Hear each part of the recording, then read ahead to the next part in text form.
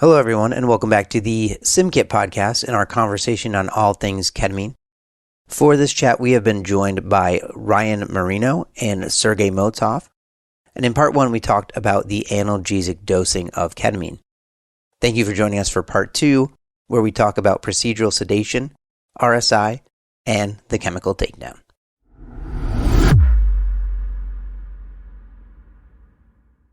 All right, so we're going to step out of the pain area. We were talking mostly about that dosing range of IV 0.1 to 0.3 milligrams per kilogram.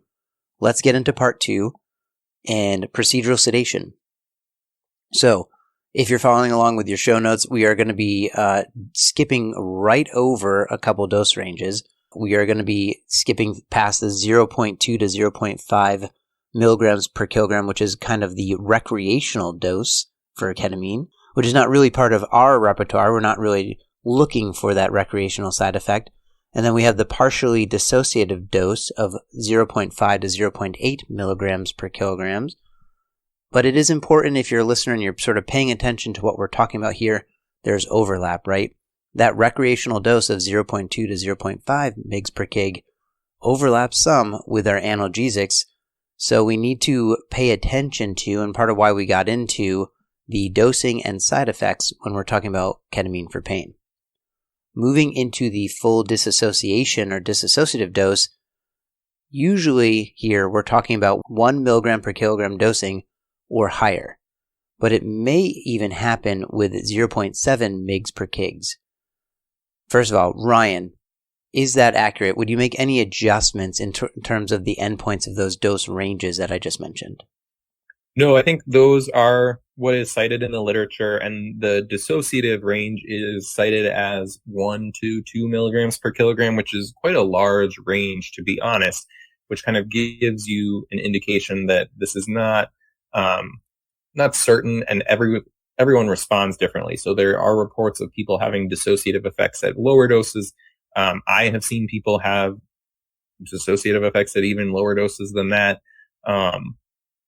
But yeah, those are the ranges. The good thing is that, ketamine is very difficult to have like a true overdose from. And so in terms of when you're thinking about the dosing, while like going low, going slow, knowing that you can kind of repeat your dose much more easily than you can react to giving someone too much, there really is low risk of end organ toxicity or sort of kind of the problems that we worry about in overdosing someone on a medicine.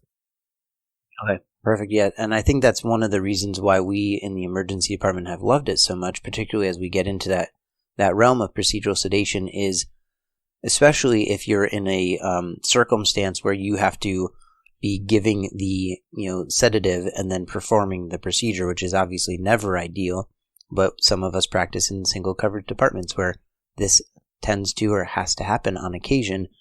Medications where you feel safe, right? Where you don't run the risk of an overdose or going too far off the end of a sedation scale is very valuable from just having confidence and the ability to focus on the other elements of the care you need to provide.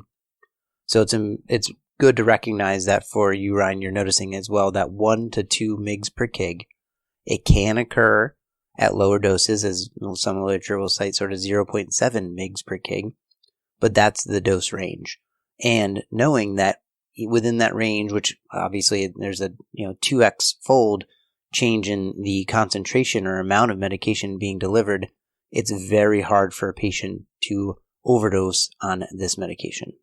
So for you guys, I want to know kind of what procedures do you think about are being best suited for a ketamine-based sedation? I think in my world, when I most reach for ketamine for a procedural sedation indication, pediatric patients are probably number one, because it is the most easy to use and readily available medicine that we have most of the time for pediatric procedural sedation. And it's also very safe and easy to dose. And again, given their higher rates of metabolism, usually can actually clear quicker, with probably lower risk of complication as well. But I think other situations where I'm worried about an airway and don't want to give agents like propofol or even etomidate, that have more of a risk of respiratory depression.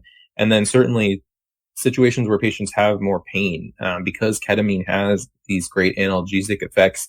It is really useful in sedation when you know that there's going to be a significant component of pain, specifically like putting someone in traction for a long bone fracture, anything like that. And I think in traumas, it's very useful, especially when you're worried about airway, blood pressure, risk of kind of hemorrhagic shock, those kind of things.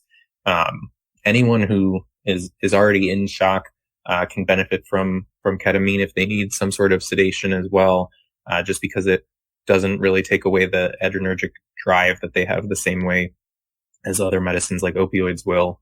But yeah, I mean, I think as Sergey said initially, there's really no one who is wrong for ketamine for procedural sedation. It's just kind of thinking of each specific situation differently. But the real exclusionary criteria would be pretty narrow. I like that. And I like you sort of bringing it back around as well, right? So as someone gets that dosing, they're traveling through that spectrum, right? They're traveling through the other dosing ranges, and the analgesia is there. We know that people kind of, when we see them go down from ketamine, we see that sort of perceptual disturbance, and then we have some emergence reaction because there's a partial dissociation as they metabolize. So it's important to not forget that as we increase our dosing, we are getting some of the effects from lower dosing, obviously. So the analgesic properties of ketamine used in these sedations makes a lot of sense to me. Obviously, pediatrics completely agree. That's one of my go-tos in that regard. Insertion of a chest tube in trauma, as you're saying, these sort of painful conditions, INDs of really, bad abscesses or abscesses in very sensitive areas of the body where people can't tolerate just local anesthetic is another consideration. All of that sort of jives with my practice. So first of all, thank you for confirming what I do. And then secondly, I guess I'd ask, when you're doing your dosing here, how do you approach that? Are you kind of starting on the 1 or the 2 mg per kg? Is it patient specific? Do you redose throughout the process? Kind of break that down for our listeners a little bit. So for me, and this is just my own personal practice, this is not necessarily based in any sort of real evidence, but I will usually try to start on kind of the lower end with 1 mg per kg. Obviously, every situation is different, and in certain situations, you can tell that you're going to need more than that. But having a repeat dose there would also be my standard, knowing that many people will need the 2 per kilo, and then kind of giving it slowly to start. And if you're giving like a very slow IV push or running it through a pump even, then you can really see how much you actually need, and you have less risk of the kind of apnea and other things that we worry about. I think I found procedural sedation is one of the greatest art and the expertise that the immersive physician are gifted with. And it's not just given to us. It's years of practice and polish on the craft and everything else. I am totally agree with everything you guys said with respect to indications for ketamine, utilization for procedural sedation, acute musculoskeletal pain, reduction, close reduction, and of course, pediatrics. Personal experience being that I tend to use ranges 0.75 to 1, especially when it comes to 1 mg per kilo on ketamine. And I do very, very slow infusion, but I tend to add a little smidge of propofol. And I'll tell you why. I usually joke that I use ketamine to induce and use propofol for smooth sailing. I found that if I do 10 to 15 milligram of propofol, slow intravenous push before ketamine, and then I do 0.75 to 1 and get them to the plane of being fully dissociated, because partial dissociation is nightmare for a patient and a physician. And then I can continue and give another 10 to 15 of propofol, while I may give myself extra 10, 15 minutes of longer duration of the procedure. When they're coming back, when they're reemerging, they connect in their brain to subbrain, they feel it becomes much smoother. So the recovery period, I found it was much more pleasant for patient and physician.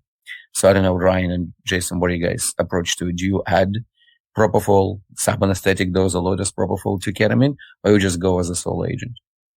Well, I really like that you brought that up, because I do use them together sometimes, and I know that it is a very popular thing in emergency medicine, the like ketofol combination, and it is interesting to note, and also a good thing, I think, in terms of kind of the risk benefit and safety profile, to talk about how when you do use them together, you can use lower doses of both. And so certainly, I mean, propofol is the riskier medicine, but you can get very good sedative effects with using much lower doses of both of those agents when they're used in conjunction due to kind of their synergistic effects. Yeah, I love it the way you said it. You know what? My personal experience, I was always against ketofol, and I tell you why. Maybe I'm too conservative.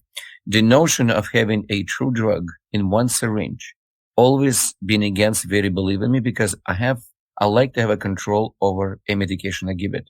If I have a drug mixed in one syringe, how do I know what I'm giving? Right? So the ketofol, have a syringe with ketamine, which is transparent, have a syringe with propofol, which is milk, and use one of each, 2 ml, 3 ml, but let's have a control over, what we're giving. The very notion of mixing two drugs and then just hoping everything's going to be right I was against it from the beginning. And I'm glad you brought up ketofol business. I just hope people understand that mixing two drugs and losing full control over it, it's not safe.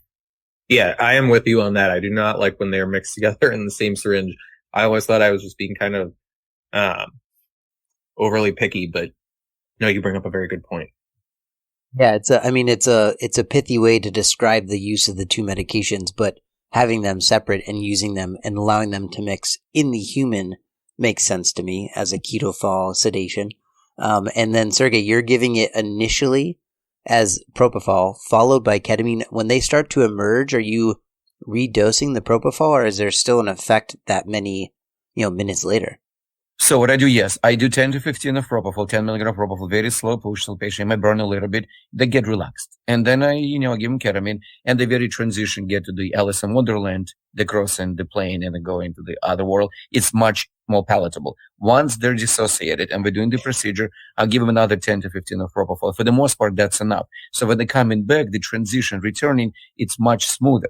Because we've all seen patient going through this, they're trying to reconnect and they're going through some emergence phenomena. Some get agitated, some start screaming, some get just crazy. Look what just happened to me. Propofol tends, at least in my experience, smooth it out. And they just open up their eyes and they ask, what happened to me? And it's been very beneficial, at least in my practice. I like it. I have not used the combined agents before. I think I'm maybe a little bit too much of a purist in my own right. But it's something for me and the listeners to consider as an option. I just wanted to bring up specifically rapid sequence intubation. Are you guys dosing in any different fashion or administering at a different interval or speed when you're doing RSI? Not typically. I mean, depending on the exact situation in terms of trying to have the perfect RSI where it's not really RSI anymore. I think 1 to 2 mgs per kg is what I would go for. I don't think I am dose adjusting it. Okay. I don't either. I do, 1 to 2, usually it's 1.5 mg per kilo, and it's a rapid push. This is the only entity when I do a very rapid push, as name implies, rapid sequence intubation. Right. And in that way, we're, part of what we like about the ketamine is preventing apnea. But we know that in these circumstances, we're ready to manage apnea should it be precipitated by rapid administration of ketamine.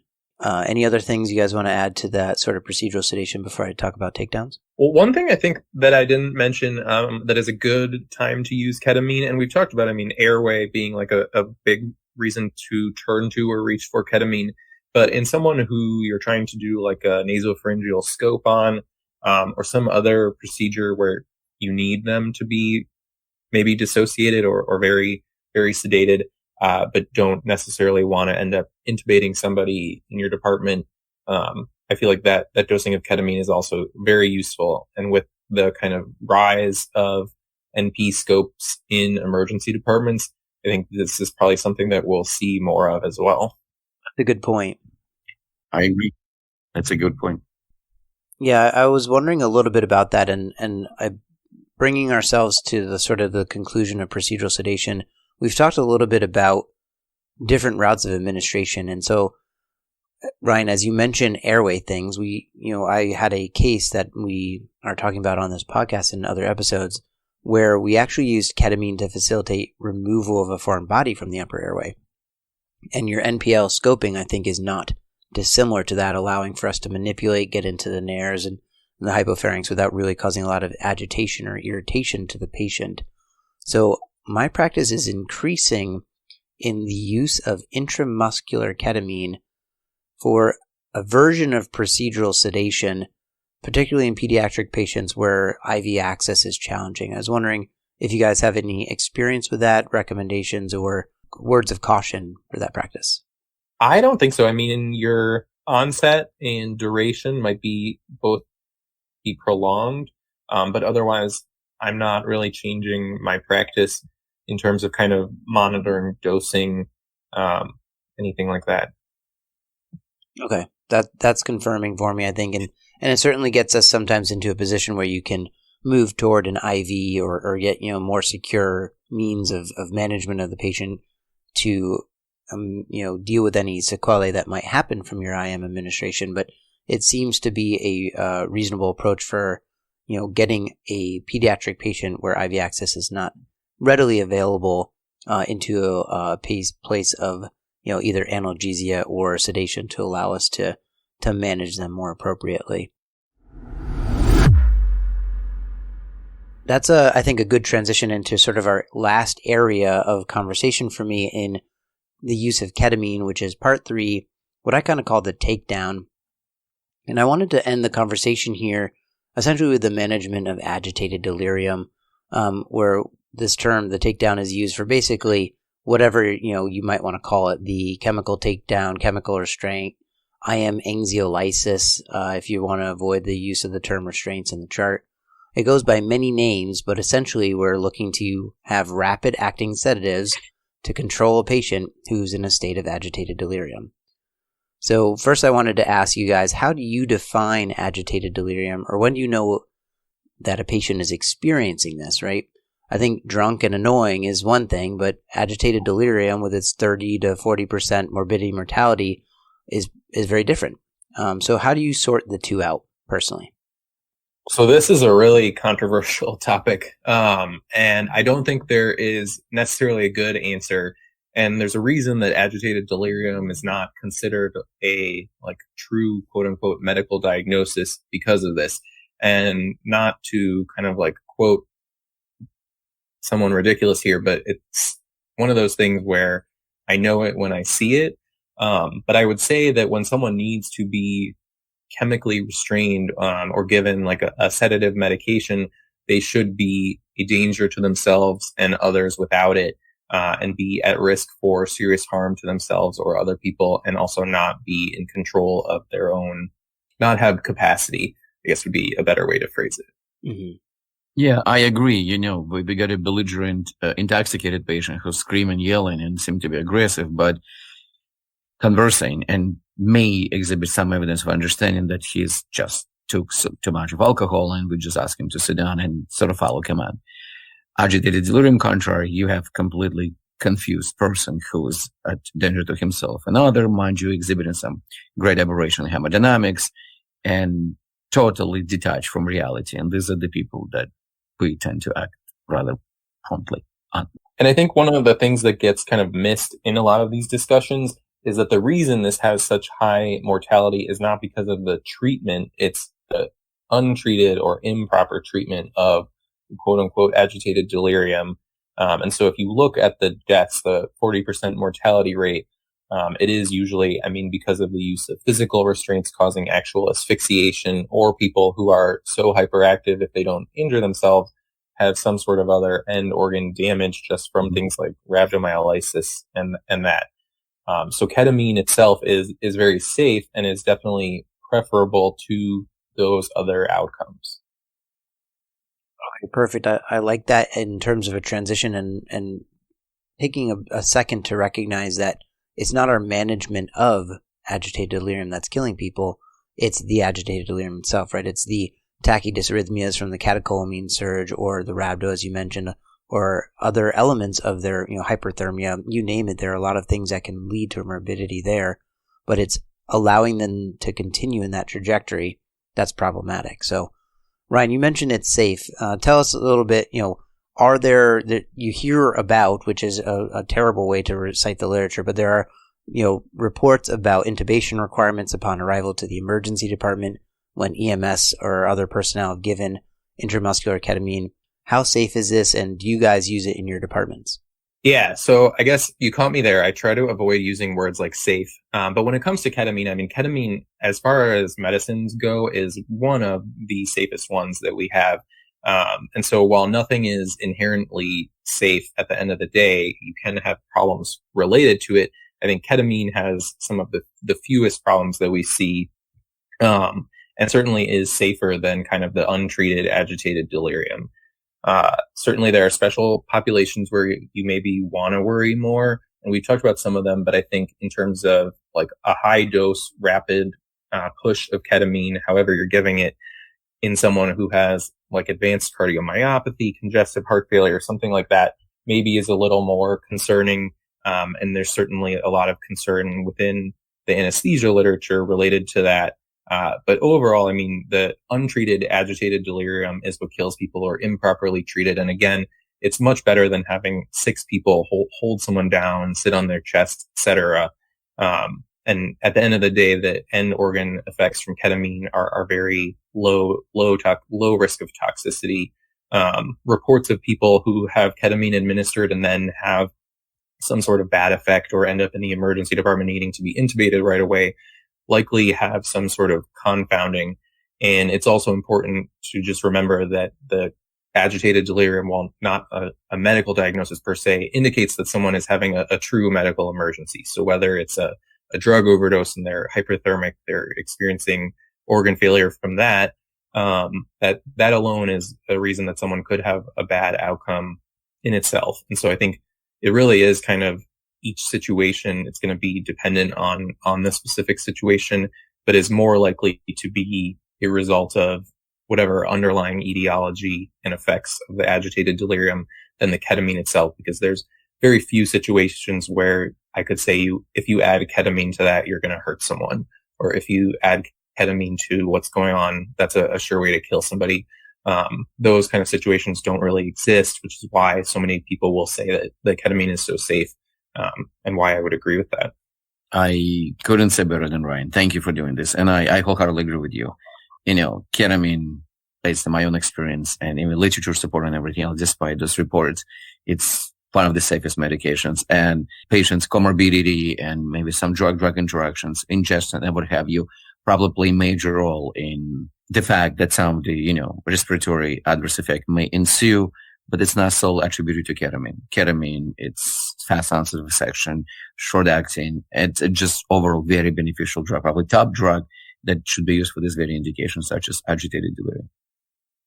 And the discussion, I think, about agitated delirium and ketamine kind of gets muddy because of the fact that there are situations where it has been used as like a coercive form of restraint or been used inappropriately. And so that's also something that everyone should be very cognizant of. Who is administering it in what situation definitely plays a big role. But in terms of kind of at the end of the day, the drug itself is not toxic. You can introduce it in a way that is toxic, I suppose. If you're like holding someone down and giving them ketamine inappropriately, that definitely is completely different situation. Well said, gentlemen. I like that sort of summary of that topic, and it makes sense to me in that regard. I personally have maybe a biased perspective that when I think about those circumstances where someone comes in via EMS having received ketamine intramuscular, if I think about the patients that I've done procedural sedation on using ketamine, if I saw that person in that state come through my department, rather than being the one to put them into that state, I feel like my threshold for an intubation would certainly be different, right? My concern for that patient's airway protection and ability to manage themselves is going to be slightly different. And so I might be, inaccurately describing those circumstances, but having someone come in a state where they have been sedated with ketamine in that regard, similar to how they appear when we are doing their procedural sedation, despite their ability to maintain their airway reflexes, that's going to be alarming to a lot of ED physicians. So to summarize what you're saying, I think our management of agitated delirium needs to be taken seriously. It is the agitated delirium itself that is detrimental to people, and our physical restraints or production of rhabdomyolysis or hyperthermia, that's the problem. Ketamine is generally a great agent. We can use the term probably safe agent for this use. And I don't think we've mentioned the dosing as yet. So ketamine, it's generally thought of in my mind 4 milligrams per kilogram IM.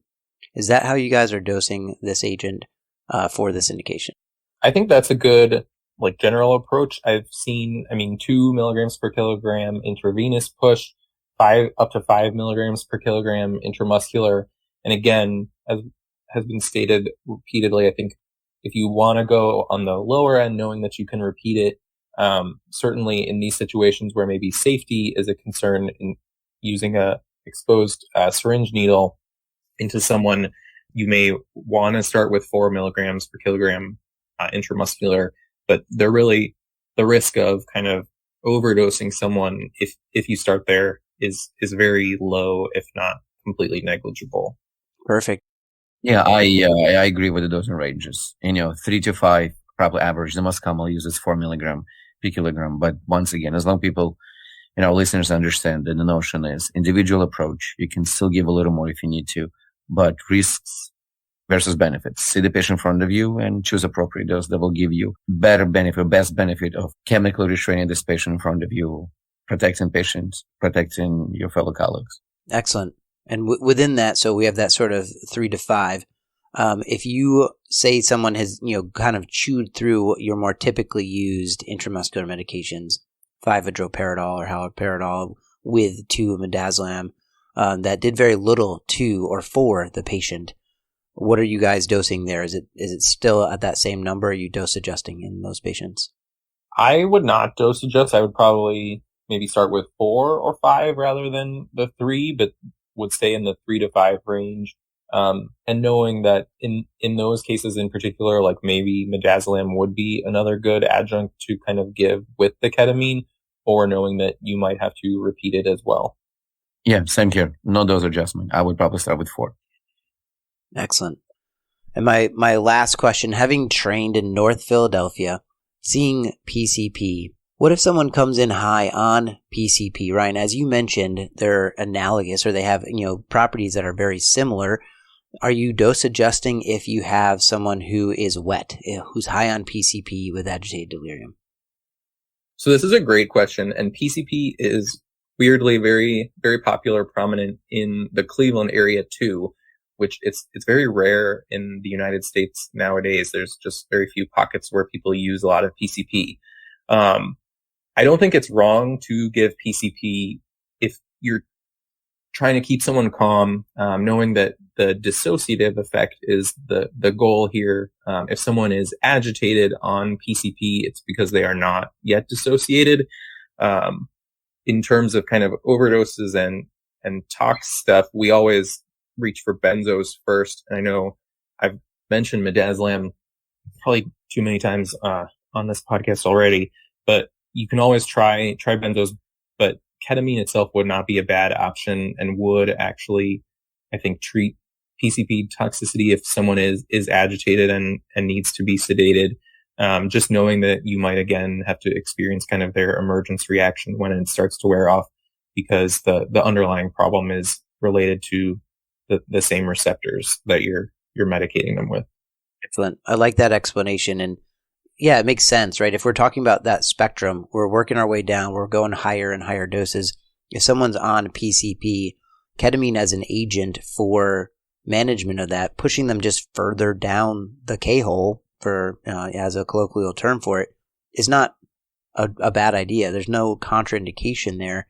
You might sort of, I would imagine, stick in that middle range of the intramuscular administration. But as we already mentioned in this podcast, there's really not a poisoning that can happen with ketamine. You're not going to necessarily overdose a patient in that way if they've had PCP as well as ketamine on board. So I appreciate that perspective, and I do love the fact that you are in a place where you experience some PCP patients. Gotta love the wet patient. They are a wild bunch, as it were.